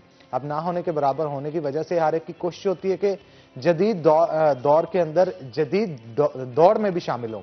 तो हर एक की कोशिश होती है कि अच्छी नौकरी हासिल करने के लिए या एक अच्छा बिजनेसमैन बनने के लिए जो डिग्रीज मुयस्सर होती हैं, जो डिग्रीज ज़रूरी होती हैं उनको लिया जाता है। इन चीज़ों की तरफ अब ध्यान कम होता चला जा रहा है, कल्चर को प्रमोट वैसे नहीं किया जा रहा है जैसे करना चाहिए था। इसके पीछे क्या वजूहात हैं आगे आखिर, और कौन से लोग हैं जो इसको अभी भी जिंदा रख के बैठे हैं? और अगर बच्चों की परवरिश की जाती है तो स्कूल जाते ही, स्कूल गोइंग बच्चे की हमारी कोशिश होती है कि वो ज़्यादा से ज़्यादा इंग्लिश सीखे, हमारी नहीं कोशिश होती कि वो उर्दू सीखे, हमारी कोशिश नहीं होती कि वो पंजाबी सीखे। ज्यादातर ध्यान उसका इंग्लिश पे रखा जाता है और बाद में हम ही इल्जाम लगा रहे होते हैं कि वो अपने कल्चर से बहुत दूर जा चुका है। इन तमाम तर चीजों के पीछे क्या वजूहत है, इसके ऊपर हम डिस्कस करेंगे आज, क्योंकि हमारे जो गेस्ट हैं वो इस हवाले से बड़े खास हैं। जुनैद महमूद बेग हमारे साथ मौजूद होंगे, जो कि लिंग्विस्टिक में एक्सपर्ट भी हैं और इसके साथ साथ chairman Faisalabad chamber of commerce industry के स्टैंडिंग कमेटी के चेयरमैन भी है। तो वेलकम करते हैं आपको शो के अंदर। आखिरकार जुबान की अहमियत क्या है ये, और ये आपके कल्चर को किस तरह से उजागर करती है? बहुत शुक्रिया। अस्सलाम वालेकुम। लैंग्वेज जो आपने कल्चर की बात की, सबसे पहले चीज़ आती है कम्युनिकेशन। कम्युनिकेट, जब लैंग्वेज भी नहीं थी एक ज़माना, अगर हम साइंटिफिक अप्रोच की बात करें तो लोग कम्युनिकेट किया करते थे अशारों से, जिस तरह से भी। तो लैंग्वेज ने कम्युनिकेशन आसान कर दी। अब आप जिस कल्चर में रहते हैं, अगर आप उस लैंग्वेज में आप अपनी बात ज़्यादा अच्छे तरीके से समझा सकते हैं। फॉर एग्जांपल, हम पंजाब में रहते हैं, पंजाबी बोलने वाले लोग हैं, तो मैं गुस्से का इजहार पंजाबी में ज़्यादा अच्छे तरीके से कर सकता हूँ, या मोहब्बत का इजहार ज़्यादा अच्छे तरीके से पंजाबी में कर सकता हूँ, बजाय कि मैं उसको उर्दू में करूँ या इंग्लिश में करूँ। इसी तरह से जिसकी नेटिव इंग्लिश है वो ज़्यादा बेहतर तरीके से उसमें उसको रिप्रेजेंट कर सकता है। मुझे एक छोटी सी मिसाल मैं आपके साथ शेयर करता हूँ। मुझे याद आ गई कि एक सरदार साहब थे, तो वो पंजाबी की डिक्शनरी लिखवा रहे थे। तो कुछ लोग उनके पास बैठे हुए थे, एक वर्ड बोलते थे, वो एक एजेड या सीजनड सरदार साहब, तो वो उस वर्ड का मीनिंग बताते थे, वो उसमें नोट कर लेते थे। करते करते अलिफ बे पे एक लफ्ज़ आ गया पंगा। उन्होंने कहा कि सरदार जी इसका मतलब क्या होता है? तो सरदार जी सोचने लग गए। फिर 2-3 मरतबा पूछा, कुछ टाइम को 1-2 घंटे गुजरने के बाद उन्होंने कहा कि आप इस तरह करें, इसका मतलब लिख लें कि मतलब किसी को नहीं आता, लेकिन लेता हर कोई है। तो कुछ चीज़ों को डिस्क्राइब करना इतना मुश्किल हो जाता है कि वो उस लैंग्वेज में ही उसका जो है वो प्रॉपर टेस्ट, या उसकी जो आप कहेंगे कि उसका मंबा होता ही वो लफ्ज़ है। यस। इसी तरह से इंग्लिश में भी, उर्दू में या पंजाबी में जो भी लैंग्वेज है, वो उसको उसी अकॉर्डिंग में, उसी कल्चर में, इसी तरह से बुल्ले शाह का कलाम है, आप उसे ट्रांसलेट कर लें, कभी भी वो आपको मीनिंग्स नहीं मिल सकते जो करना। इसी तरह आप शेक्सपियर को अगर आप उर्दू में या पंजाबी में ट्रांसलेट कर लें, आपको वो कभी भी इंजॉयमेंट या आपको टेस्ट नहीं मिलेगा जो उसकी एक्चुअल अपनी लैंग्वेज में है। अच्छा, इस हवाले से भी हमें बताइएगा कि आजकल जो ट्रेंड चल रहा है कि बच्चों को जो स्कूल भेजा जाता है, कोशिश होती है कि ज़्यादा से ज़्यादा इंग्लिश मीडियम स्कूल्स में भेजा जाए ताकि आपके बच्चे ज़रा मम्मी डैडी टाइप हों। तो लेकिन इसके पीछे ये भी तो एक चीज़ है ना कि हम अपना कल्चर जो है इसे दबाते चले जा रहे हैं, उसे प्रमोट कर रहे हैं जो किसी और का कल्चर है। बहुत अच्छी बात आपने की है, और मैं अफसोस भी होता है। हम पाकिस्तानी पंजाब के जो लोग हैं, ये वाहिद वो लोग हैं जो अपनी असलियत पे शर्मिंदा होते हैं। आप इंडिया के पंजाब को देखें, आप पठान को देखें, आप बलोची को देखें, सिंधी को देखें, वो बाहर जो मर्जी कर रहे हैं, उनके घर में उनकी लैंग्वेज बोली जाती है। वो दुनिया से बाहर भी चले गए, मैं बहुत सा इतफाक रहा है, जो पश्तो बोलने वाले लोग हैं वो अपने घर में, अपनी फैमिली में पश्तो ही बोलेंगे। बाहर निकल के उर्दू में बात करें, पंजाबी में बात करें, वो एक अलग चीज़ है।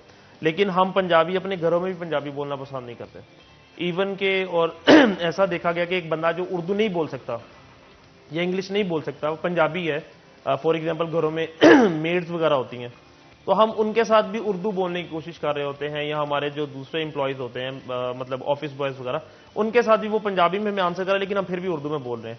हम इस पर शर्मिंदगी महसूस करते हैं, जो कि बहुत बुरी बात है। मैं तो अल्हम्दुलिल्लाह नहीं करता इस चीज़ पे, और ना ही ये करनी चाहिए।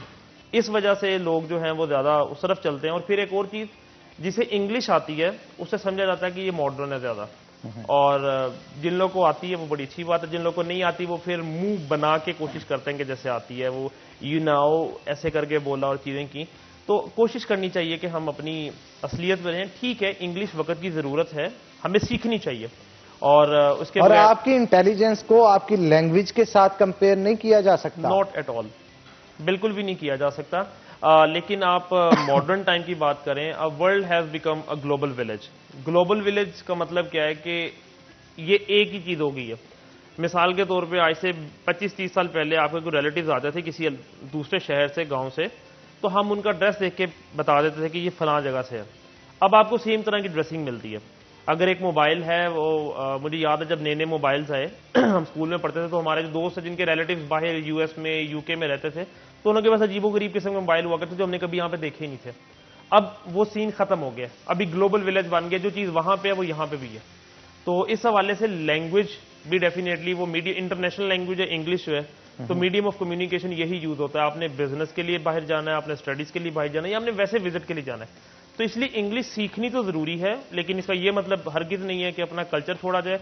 और हमारे मुआशरे में अनफॉर्चुनेटली इसको इंटेलिजेंस के साथ भी लिया जाता है। मेरा एक अपना एक्सपीरियंस है कि मुझे एक जगह पे जाने का इत्तेफाक हुआ और मैं वहां पे जॉब करता था, तो मुझे ये कहा गया, सिखाया गया कि वो जो मर्जी लैंग्वेज यूज करें, I have to speak English. उसमें ये फायदा होगा कि वो आपसे क्वेश्चंस कम करेंगे और आपसे जरा अवॉइड भी करेंगे। तो कुछ लोग इसको अपनी कमजोरियां छुपाने का भी रास्ता बना रहे, तो ये इस तरह से चलता है। अच्छा, स्टूडेंट्स ज्यादा इसमें इंटरेस्ट क्यों नहीं ले रहे? एडमिशन एमए पंजाबी में क्यों नहीं ले रहे? एमए उर्दू में भी अब एडमिशन उस तरह से नहीं है जैसे पहले होते थे, क्या वजह है? पीछे क्यों आ रहे हैं लोग इस? देखिए, ट्रेंड चेंज हो रहा है ना। वैसे भी दो चीजें आती हैं ना, एक आता है आर्ट्स, एक है साइंसेस। लैंग्वेज जो है ये आर्ट्स सब्जेक्ट है, तो आर्ट्स की वैल्यू डेफिनेटली टाइम के साथ साथ जो है वो कम होती जा रही है। 200, 300, 400 साल पहले जब अगर यहाँ हम मुगल एम्पायर की बात करते हैं, उस दौर में आर्ट्स को बड़ा प्रमोट किया जाता था। लोग पोइट्री बहुत पसंद करते थे, ओरेटरी बहुत पसंद करते थे, पेंटिंग, इस तरह की चीजें करते थे। लेकिन अब इन चीजों को आप देखेंगे तो ये कम हो गया है। लोग साइंटिफिक अप्रोच ज्यादा हो गई है, जिसकी वजह से वो उन्हें उस चीज में जाना है। अब अगर आप साइंटिफिक वेज में या साइंस सब्जेक्ट्स में आगे जाना चाहते हैं, तो डेफिनेटली वो इंग्लिश में सारा लिटरेचर जो है मौजूद है, या उनका जो मटेरियल है, तो इंग्लिश सीखनी जरूरी है। अगर आप कोई भी सब्जेक्ट या कुरान पाक भी अगर आप अच्छे तरीके से समझना चाहते हैं, तो बेहतर तरीका यह है कि पहले अरेबिक सीखी जाए, फिर उसे पढ़ा जाए। ट्रांसलेशन पढ़ के भी वो आपको एक्चुअल मीनिंग उसका एक्सट्रैक्ट नहीं कर सकते। इसलिए अब लोगों की अप्रोच ज्यादा जो है वो इंग्लिश की तरफ है। आप नहीं समझते कि जॉब अपॉर्चुनिटीज भी इस मामले में बहुत कम है? अगर कोई शख्स पढ़ लेता है तो उसको तो आगे जॉब ही नहीं मिलेगी, जो पीएचडीज कर रहे हैं उनको नहीं मिल रही।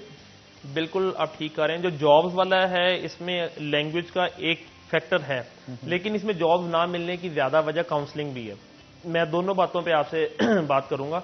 अगर मैं लैंग्वेज के हवाले से बात करूं, जैसे मैंने आपसे कहा कि ग्लोबल विलेज है अभी वर्ल्ड जो है, और बहुत सारी जो कंपनीज हैं वो ज्यादातर मल्टीनेशनल कंपनीज हैं। मल्टीनेशनल कंपनीज में डेफिनेटली उन्हें इंटरेक्ट करना है, कम्युनिकेट करना है अपने दूसरे ऑफिस से, चीजों से जो कि आउट ऑफ कंट्री हैं, तो उसके लिए लैंग्वेज रिक्वायरमेंट है। अगर एक बच्चे को या एक कैंडिडेट को इंग्लिश नहीं आती, तो अच्छी उसके कम्युनिकेशन स्किल्स नहीं है, तो वो उसको हायर नहीं कर सकते। तो लैंग्वेज जो है मोस्टली अब जॉब्स भी आती हैं, जैसे आप मीडिया में है, मीडिया से रिलेटेड जॉब्स में भी वो प्रायोरिटी रखते हैं कि जिस बंदे को इंग्लिश आती है उसको ज्यादा प्रमोट किया जाता है या अप्रिशिएट किया जाता है। जहां पे आप बात करें कि पीएचडी लोगों के पास भी जॉब्स नहीं है, हमारे यहाँ करियर काउंसलिंग का बहुत ज्यादा इशू है, हमें बताया नहीं जाता। और फिर उससे बड़ा मसला ये है कि हम लोग हमेशा जो मशवरा लेना है या बात पूछनी है वो इरेलेवेंट लोगों से पूछते हैं। सबसे बड़ा इशू हमारी सोसाइटी में मैट्रिक के बाद इंटरमीडिएट का, एफएससी की जाए, आईसीएस किया जाए, आईकॉम किया जाए, और हम उन लोगों से मशवरा करते हैं जिन्होंने इन तीनों में से कुछ भी नहीं किया होता। फॉर इंस्टेंस हमारे पेरेंट्स हैं या हमारे रिलेटिव्स, उनसे मशवरा कर रहे थे जो इस चीज के एक्सपर्ट नहीं है। तो हमें एक्सपर्ट की जरूरत है। फिर दूसरी बात जो आपने की, पीएचडीज भी हैं, he is having a paper, उसके पास पीएचडी डिग्री है but he doesn't have the knowledge, उसे पता नहीं उसने क्या पढ़ा है। बहुत कम लोग हैं जो रिसर्च है। मैं खुद मतलब यूनिवर्सिटी ग्रेजुएट हूं और मुझे पता है कि लोग बहुत सारे पैसे देके असाइनमेंट्स बनवा ली थर्ड पार्टी से, इस तरह करके। तो लेकिन इसमें जनाब पीएचडीज में ऐसा नहीं होता। फॉर योर नॉलेज मैं ये आपको बताता चलूं कि ये कोई ओपन यूनिवर्सिटीज की असाइनमेंट्स नहीं है, इसमें प्रॉपर रिसर्च वर्क होता है और रिसर्च वर्क के लिए पब्लिकेशंस होती हैं। पब्लिकेशंस के बाद आपका वाइवा होता है और वाइवे में आपने वो तमाम चीजें बतानी होती हैं जो आपने की हैं। नो डाउट आप जो बात कह रहे हैं वो कुछ चीजों के लिए ठीक है, लेकिन साइंटिफिक टर्म्स में ये चीजें यूज नहीं की जा सकती। लेकिन still the thing is that कि आपको अपॉर्चुनिटीज वैसी नहीं मिल रही जैसी आपकी स्टडीज हैं। और करियर काउंसलिंग की जो आप बात कर रहे थे वो भी बिल्कुल आप ठीक कह रहे हैं। करियर काउंसलिंग के हवाले से हमारे बच्चों को तरबियत वैसी नहीं मिलती है, इसमें अहम किरदार आपके वालिदैन और इसके साथ साथ टीचर्स का होता है। टीचर जो है वो जब तक ऑब्जर्व नहीं करेगा कि बच्चा किस सब्जेक्ट में अच्छे मार्क्स ले रहा है और अच्छे मार्क्स लेने के साथ साथ इंटरेस्ट किस में ले रहा है, हो सकता है बच्चे का माइंड जो है मैथमेटिक्स में बहुत तेज हो सकता है बच्चा जो है वो बायोलॉजी बहुत अच्छे से पढ़ता हो सकता है बच्चा फिजिक्स के हवाले से जो उनकी क्वेश्चंस होती हैं उस पर बड़ा इजीली उसको अंडरस्टैंड कर रहा हो और एलैबोरेट भी कर रहा हो। तो ये वो तमाम चीजें होती हैं जो कि टीचर ने देखनी होती हैं कि बच्चे के अंदर कैपेबिलिटीज क्या हैं। और जरूरी नहीं कि कैपेबिलिटीज सिर्फ और सिर्फ पढ़ने के हवाले से होगी, वहां के आपके स्पोर्ट्स के जो टीचर्स हैं वो भी आपकी कैपेबिलिटी को जज कर सकता है। एक बच्चा पढ़ाई में अच्छा नहीं है, हो सकता है वो अच्छा स्पोर्ट्समैन हो, और अच्छा स्पोर्ट्समैन होगा तो हो सकता है उनमें से कोई शुएब अख्तर या वसीम का जो है अकरम हो, और कल को नाम जो है पाकिस्तान का इस कदर बुलंद करें कि वो पढ़े लिखे लोगों से भी आगे निकल जाएं। तो ये लम्हा फिक्रिया है। हमारे यहाँ कैरियर काउंसलिंग की बहुत कमी है।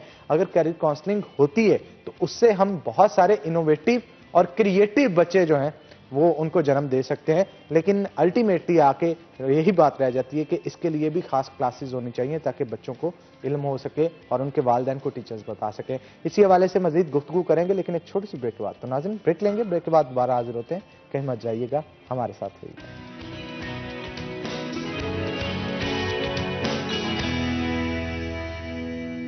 वो एक पहचान सेट कर रहे हैं, एक ट्रेंड सेट कर रहे हैं। उस ट्रेंड को सेट करने में हमारा किरदार कितना है, उनका किरदार कितना है, क्या समझते हैं? हमारा किरदार तो ना हो के बराबर ही है। कुछ अर्सा पहले एक चैनल था, कुछ सालों पहले अपना टीवी चैनल, उसमें पंजाबी को प्रमोट करने के हवाले से बनाया गया, वो भी ज़्यादा चल नहीं सका। उनका बहुत ज़्यादा इसमें कंट्रीब्यूशन है और वही इसको लाइव उन्होंने अपनी इंडस्ट्री मतलब फिल्म इंडस्ट्री जो है उसमें उन्होंने इसको लिया। यानी कोई सोर्स उन्होंने एक मीडियम यूज किया जिसके जरिए वो अपनी लैंग्वेज को प्रमोट कर सकते हैं, अपने कल्चर को प्रमोट कर सकते हैं। आप देखेंगे उनकी मूवीज में उनकी शादियां दिखाई जाती हैं, उनके त्यौहार दिखाए जाते हैं, जिस वजह से वो अपने कल्चर को, अपने रिलीजन को भी प्रमोट कर रहे हैं। मैंने आपसे बिल्कुल स्टार्ट में ही बात की थी कि हम पंजाबी जो हैं खास तौर पर बड़ी माजरत के साथ हम लोग अपने पंजाबी होने पर शर्मिंदा महसूस करते हैं। हमारे घरों में बच्चों को डांटा जाता है कि वो पंजाबी क्यों बोलते हैं। और असल में इसमें कसूर कुछ लोगों का भी है यहाँ पे। मतलब आप इमेजिन करें, अब से सिर्फ ज्यादा नहीं 10 साल पहले चले जाएं, पंजाबी मूवीज किस तरह की बनती थी हमारे यहाँ, वो अगर देखा जाए और आज की पंजाबी मूवीज देखी जाएं जो बन रही हैं, कितना डिफरेंस है उनमें। उसमें हंसी मजाक भी है, उसमें एक मैसेज भी है, उसमें एक अच्छी कॉमेडी भी है, ठीक है, हर चीज उसमें जो है उंडेल दी गई है, जो कि एक भरपूर एंटरटेनमेंट पैकेज जो है लोगों को मिले। और बहुत सारे हमारे फैसलाबाद के फनकार अब जो है वहां पे जाके जो सिख भाई हैं उनके साथ मिलके कोलैबोरेशन के साथ मूवी बना रहे हैं। पिछले दिनों कैसे प्रिया की वीडियो हमने ऑनर भी की थी और दिखा रहे थे कि गिप्पी गरीवाल के साथ जाके मूवी जो है वो यूके में शूट कर रहे हैं। लेकिन यहाँ पे जो पंजाबी कल्चर था उसको बुरे नजरिए के साथ पोर्ट्रे किया जाता था। कल्चर यहाँ का भी उतना ही रिच है जहाँ जितना उनका है, बल्कि यहाँ का ज्यादा रिच है। अगर हमारे फैसलाबाद की खास तौर पे बात की जाए तो ऐसी वो ठोस पंजाबी का इस्तेमाल करते हैं मुहावरों के अंदर। थिएटर के अंदर आप चले जाएं, ऐसी ऐसी जबरदस्त सिचुएशंस को क्रिएट करके गुफ्तगू पंजाबी में की जाती है कि सुनने वाला हंसे बिना रहा नहीं जाता उससे। तो आप क्या कहेंगे, इसको उजागर करने की जरूरत है, एक मुस्बत तरीके की तरह जो है वो साथ उजागर करने की जरूरत है, आप क्या कहेंगे सर?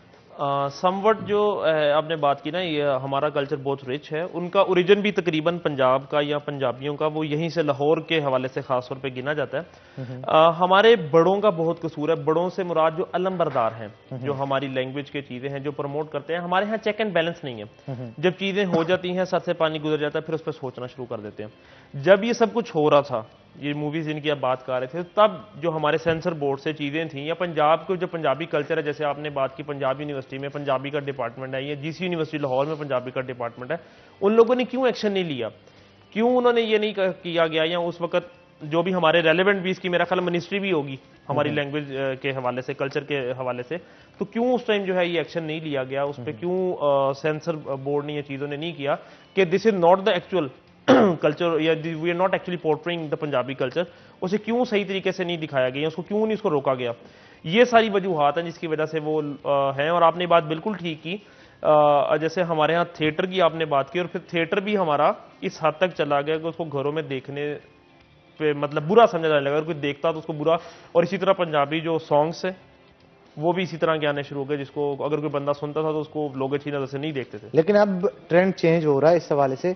लेकिन इशू यहाँ पे शायरों और अदीबों के हवाले से भी बहुत ज्यादा आ रहा है। शायरों और अदीबों को, जो पंजाबी के खास तौर पे फनकार हैं, उनको उस नजर से या उस तरह से इज्जत नहीं हमारे माशरे के अंदर दी जा रही जिस तरह से दी जानी चाहिए। मेरे वालिद मोहतरम खुद भी पंजाबी की शायरी करते हैं, तो उनका कहना है कि ज्यादातर मुझे सिखों की तरफ से रिस्पॉन्स मिलता है।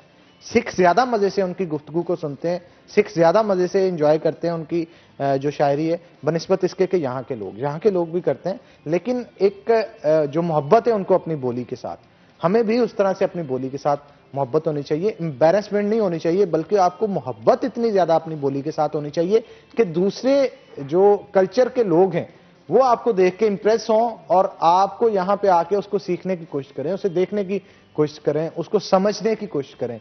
ये जो खला है इसे दूर करने की जरूरत है। आप क्या समझते हैं? बिल्कुल आप ठीक कह रहे हैं। अब हैसियत कौम हमारे यहाँ कभी भी अब जाके कुछ हो गया, टैलेंट की कदर नहीं की गई, हमें ज़्यादा प्रमोट जो है वो इंडिया नहीं किया। हमारे आप सिंगर्स ले लें, हमारे म्यूजिशियंस ले लें, आप एक्टर्स ले लें, आर्टिस्ट ले लें, उनको बाहर से ही ज़्यादा पजीराई मिली। हमारे एक बॉडी बिल्डर गुजरे, नाम नहीं मेरे दिन में, इंटरनेशनल या एशिया मिस्टर एशिया वो रहे हैं, तो उन्होंने अब कराची के थे, उन्होंने अपने मेडल सारे वो साइकिल पे लगा के तो वो सेल करने के लिए आ गए। हमारे यहाँ चीज़ों की कदर नहीं की जाती। हमारे थिएटर के थे महमूद, एक एक्टर थे, वो उनकी बड़ी मस्ताना की बड़े बुरे हालात में बबू सर आप एक की बात कर रहे हैं, मैं दर्जनों यहाँ पे गिनवा सकता हूँ। गामा बीए है, असलम चिट्टा है और इसके साथ साथ रफीक बबलू है, कुक्कू तीली है। ये वो आर्टिस्ट हैं जिन्होंने नेशनल लेवल पे और इंटरनेशनल लेवल पे परफॉर्म किया।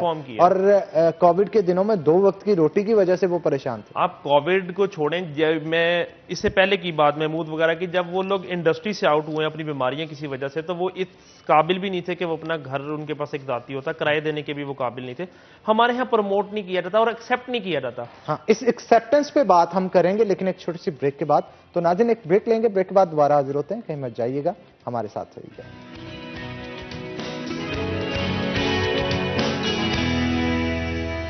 वेलकम बैक नाज़रीन, ब्रेक के बाद खुशामदीद। जनाब आज का सवाल जो था हमारा ये था कि घंटाघर के 8 बाजारों का नक्शा किस मुल्क के झंडे की बुनियाद पे रखा गया है? तो उसका जवाब है जनाब ये इंग्लैंड के झंडे की बुनियाद पे रखा गया है। इंग्लैंड का अगर आप नक्शा देखें तो उसका नक्शा कुछ इस तरह से, जिस तरह के घंटाघर के 8 बाजार हैं, तो उस वक्त के जिन्होंने नक्शा डिजाइन किया था उस झंडे की बुनियाद पे किया था।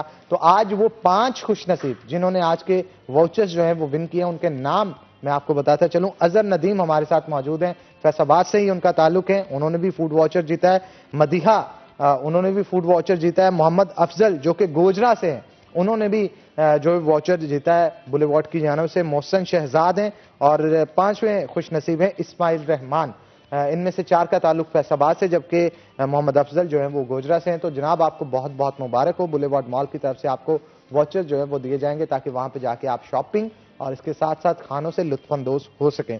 तो जनाब आगे बढ़ते हैं, हमारे साथ जुनैद मौजूद हैं, मजीद गुफ्तगू उनके साथ करते हैं। जुनैद क्या कहेंगे आप, खास तौर पे अगर बात की जाए, हमारे यहाँ कल्चर की बात की जा रही थी, शायरों की, अदीबों की बात की जा रही थी, उनको उस तरह से अहमियत नहीं दी जाती जैसे देनी चाहिए। तो आप क्या समझते हैं उनका कितना अहम किरदार होता है माशरे को निखारने के लिए? क्रिएटिव आर्टिस्ट ये कहलाते हैं, म्यूजिशियंस भी आप कह लें, सिंगर्स कह लें, पोइट्स कह लें, ख़ास तौर पे जो आप अदीबों की बात कर रहे हैं। अल्लामा इकबाल की एग्जाम्पल हमारे सामने मतलब सबके लिए है कि उन्होंने अपने कलाम से, अपनी शायरी से मुसलमानों को जगाने की कोशिश की। और अल्फाज ही हैं हबीब जालिब, एक बड़ा मशहूर नाम है, जिन्हें मतलब दौर में जेलें वगैरह भी होती रही हैं। तो उन का एक शेर मुझे याद आ रहा है कि हुक्मरां मर गए सब नगीने लोग, हुक्मरां बन गए कमीने लोग। मतलब अपने अल्फाज के ज़रिए से इजहार करना, कम लफ्ज़ों में ज़्यादा बात का इजहार करना, तो ये इनका बहुत ज़्यादा रोल है। और किसी को आप देखें कि इवन के जब नुसरत फ़तेह अली खान कलाम पढ़ा करते थे तो लोग, इवन के अंग्रेज़ भी झूम उठे उस पर। अगर वैसे कोई बात उन्हें बताई जाती तो शायद इतना ना होता। जब वो पोइट्री की शक्ल में आई तो उसका एक मीनिंग या उसका एक इम्पैक्ट थोड़ा डिफरेंट होता है। और जो आपने बात की कि यहाँ पे उनको प्रमोट एक्सेप्ट नहीं किया जाता, एक्सेप्टेंस नहीं है उनकी, उसकी वजह बहुत सारी हैं, लेकिन उसमें एक वजह यह है कि यहाँ के जो लोगों की प्रायोरिटीज़ नहीं है, ये प्रायोरिटीज़ में आती नहीं है।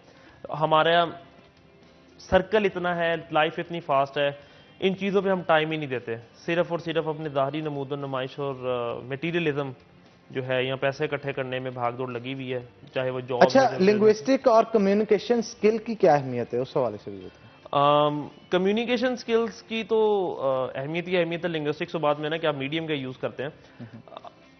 आप कम्युनिकेशन का मतलब ये है कि आपके माइंड में जो बात है जो मीनिंग आपके जहन में है वही जहन अगले के जहन दूसरे बंदे के जहन में चला गया।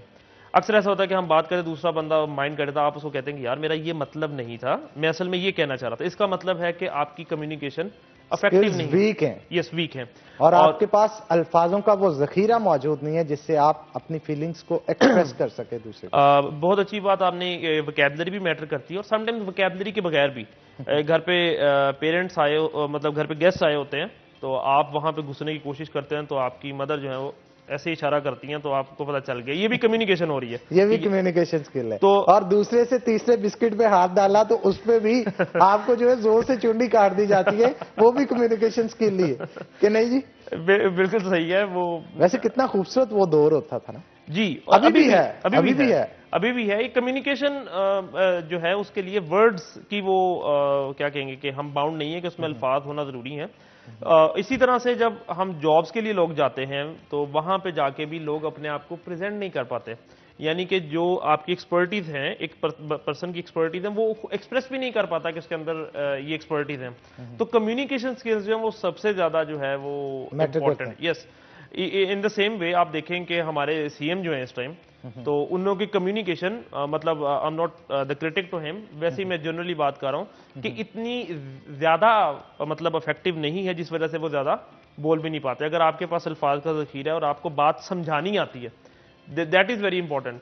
आप एक किसान के पास गए हैं और आप उसके साथ कम्युनिकेट कर रहे हैं उर्दू में, इंग्लिश में, और आपकी बात उसको समझ ही नहीं आ रही, अगेन पुअर कम्युनिकेशन। आज का जी हमारी डिश तैयार हो चुकी है। सैंडविचेस आप अपनी स्क्रीन पे देख रहे हैं, उसके साथ सॉस भी किंजा की तरफ से तैयार की गई है। किंजा, सॉस के हवाले से थोड़ा सा बताइएगा, ये कौन सी सॉस तैयार की गई है साथ? सर ये मस्टर्ड सॉस है। इस पे मैं रेसिपी बता दूं? जी जी। मेयोनीज है 3 टेबलस्पून मैंने लिया है। 1 टेबलस्पून मैंने इसमें मस्टर्ड पेस्ट लिया है। हाफ टी स्पून मैंने ब्लैक पेपर लिया है, हाफ से भी थोड़ा सा कम वाइट पेपर, और थोड़ा सा मैंने इसमें लेमन जूस डाल के उसको मिक्स करके जो मैंने इसकी लेयर्स दी है सैंडविचेस की, उसमें मैंने एक एक करके उसमें लगा के तो उसकी कटिंग कर दी है। अच्छा, कटिंग्स के लिए एज कटिंग भी आपने की थी, उस हवाले से भी थोड़ा सा बताएं ताकि लोगों को पता चल सके। बाद में वो फिर गिला करते हैं जनाब बीच की अंदर की चीजें हमें नहीं बताई गई, वो टेस्ट वैसा नहीं बना और टेक्सचर वैसा नहीं बना। अच्छा, मैं सबसे पहले लेयरिंग का बता देती हूँ, फिर मैं कटिंग पे आऊंगी। जरूर। सबसे पहले मैंने ब्रेड ली, ब्रेड पे मैंने सॉस लगाया, जो मैंने सॉस आप लोगों को बताया। सॉस लगा के मैंने उस पर आइसबर्ग डाला। आइसबर्ग के बाद मैंने उस पर टमाटो स्लाइस करके डाले। फिर जो चिकन मैंने मैरिनेट करा था उसको मैंने ग्रिल करके उसके ऊपर रखा। देन दोबारा मैंने ब्रेड का स्लाइस लिया, उस पर दोबारा से मैंने जो है वो सॉस लगाई। सॉस का फिर स्लाइस ऊपर रखा, फिर दोबारा उसके ऊपर एक सॉस का जो है वो लेयर दी। फिर मैंने उस पर जो मैंने एग बड़ा अच्छा ये डाइट है क्योंकि, तो मैंने इसमें जो एग योक थी वो मैंने अलग कर दी थी। सिर्फ मैंने सैंडविच में एग वाइट यूज़ किया है ताकि प्रोटीन रिच डाइट हो। जी। उसमें मैंने जो मैंने ऑमलेट बनाया है उसका, उसमें ब्लैक पेपर डाला है थोड़ा सा, और वाइट पेपर सॉल्ट, वो डाल के मैंने उसका एग को तैयार किया है, उसमें उसकी लेयर डाली है। फिर उसके ऊपर मैंने क्यूकम्बर डाला है। देन लास्ट जो स्टेप है हमारा, वो मैंने ब्रेड दोबारा ली, उसके ऊपर सॉस लगा के उसको पूरा सैंडविच रेडी हो गया। सबसे मेन चीज़ जो होती है प्रेजेंटेशन, तो उसके लिए ज़्यादातर कट किया जाता है एजेस को, और वो थोड़ी हार्ड भी होती हैं किसी ब्रेड की, तो इसलिए भी जो है वो कट करती है जी, इसलिए उसे कट किया जाता है। अच्छा, सर्विंग में साथ में सैलेड कौन सा तैयार किया गया है, क्या क्या चीजें, क्या क्या इंग्रेडिएंट्स है जिनके साथ गार्निशिंग की गई है, वो भी बताएं। प्रेजेंटेशन के लिए मैंने थोड़ा सैलेड लिया है, साथ में आइसबर्ग है, टमाटोज है, और जो है वो क्यूकम्बर है। साथ में मैंने जो सॉरी मस्टर्ड सॉस है वो मैंने थोड़ी सी जो है वो रेमिकन में डाल के तैयार कर दी है, क्योंकि अगर जो नॉर्मल पेस्ट इस्तेमाल की जाती है, सॉस इस्तेमाल की जाती है सैंडविच के अंदर, अगर इससे कोई ज्यादा खाना पसंद करे, जैसे मेरी पसंद होती है कि मैं थोड़ा ज्यादा जो है वो सॉस को इस्तेमाल करूं, तो उनके लिए अलग से सॉस जो है वो तैयार करके रख दी जाती है ताकि हस्ब ज़रूरत वो शख्स जो खा रहा है उसे इस्तेमाल कर सके। तो हमारे साथ जुनैद भी मौजूद है, उनके साथ भी मजीद गुफ्तगू करते हैं। जुनैद, खानों का भी बड़ा अमल दखल होता है कल्चर के अंदर। हमारे यहाँ खाने जो हैं अंग्रेज भी उसकी तारीफ किए बिना रहते नहीं हैं, चाहे वो चिकन कढ़ाई हो या फिर इसके अलावा कबाब हो, मलाई बोटी हो या व्हाट्सएवर जो भी डिशेज हैं। तो आप क्या कहेंगे इस हवाले से? हमारा जो फूड है वो स्पाइसेस वाला है, जो कि आमतौर पे बाहर कम इस्तेमाल की जाती है। मेरा भी एक स्टूडेंट 2-3 दिन पहले वो अपना उसने ट्रैवल किया यूके, अपना स्टडी वीज़ा पे गया, तो उसने जिसके पास गया तो वो यहाँ से जाता हुआ साग लेके गया। तो उसकी कॉल आई उसके फादर को, स्टूडेंट के, तो उसने कहा जी कि शुक्र अल्हम्दुलिल्लाह को मिर्चों वाली चीज़ भी खाई है। तो वहाँ पे स्पाइसेस नहीं है, तो हम अल्हम्दुलिल्लाह बहुत, और ये चीज़ें आपके टेस्ट पे बहुत, आपके जो मूड पे बहुत डिपेंड करता है जो आपका फूड है। और अब देखें कि जो लोग ज़्यादा मिर्च मसाले खाते हैं वो अक्सर तबीयत के तेज़ होते हैं। इसी तरह से गोरे जो हैं वो कम तबीयत के तेज़ होते हैं, ठंडे मिजाज ज़्यादा होते हैं, बात बर्दाश्त पेशेंस ज़्यादा होता है। मैं ये समझता हूँ इसके पीछे कोई रिसर्च वगैरह नहीं है, रिसर्च नहीं है। और इससे हटके अगर बात की जाए, स्पाइसेस कुछ कोई भी चीज़ होती है ना, वो इत्तेदाल में इस्तेमाल ना करे, ज़रूरत से ज़्यादा इस्तेमाल करे, वो बिगाड़ पैदा करती है। अगर स्पाइसेस ज़्यादा इस्तेमाल करते हैं, ऑयल का इस्तेमाल यहाँ पे बहुत किया जाता है। हंडिया में अगर चिकन बनाते हैं तो चिकन नज़र ही नहीं आता, ऑयल की पूरी लेयर ऊपर समंदर तैरता हुआ नज़र आता है। तो घरों के अंदर हमें इस ट्रेंड को चेंज करने की ज़रूरत है, क्योंकि ये सेहत पे बहुत नेगेटिव इफेक्ट हेल्दी जो है वो कुकिंग होनी चाहिए। और आप बिल्कुल ठीक कह रहे हैं ये बात जो है। हाँ जी, और इसके साथ साथ स्पाइसेस जो ज़्यादा, मिर्चों का इस्तेमाल बहुत ज़्यादा कर दिया जाता है, और अल्टीमेटली वो फिर शुगर और बीपी जैसी बीमारियां जो हैं हमारे यहाँ दिन ब दिन बढ़ती भी इसीलिए चली जा रही है ना। और कुछ ट्रेंड भी ये सेट होता चला जा रहा है कि यहाँ पे रज के नहीं, थक के उठा जाता है। और तभी ओबेसिटी के ज़्यादातर पेशेंट्स जो हैं वो जा रहे हैं। और मैं शेफ किंजा जो हमारी हैं उनके मैं बहुत शुक्रगुजार हूँ इस हवाले से कि वो डाइट को मलहूज़े खातिर रखते हुए चीज़ें जो है वो तैयार करते हैं, ताकि ऑडियंस को अच्छे खाने के साथ साथ जो है अवेयरनेस भी दी जा सके। तो ये एक बहुत अच्छी चीज़ है। तो बहुत शुक्रिया जुनैद, आप आज के शो के अंदर आए। तो नाज़रीन, इसी के साथ आज के प्रोग्राम से अपने मेज़बान हन्नान बुखारी को दीजिए इजाज़त। इंशाल्लाह कल होगी आपसे मुलाकात, तब तक के लिए अल्लाह हाफ़िज़।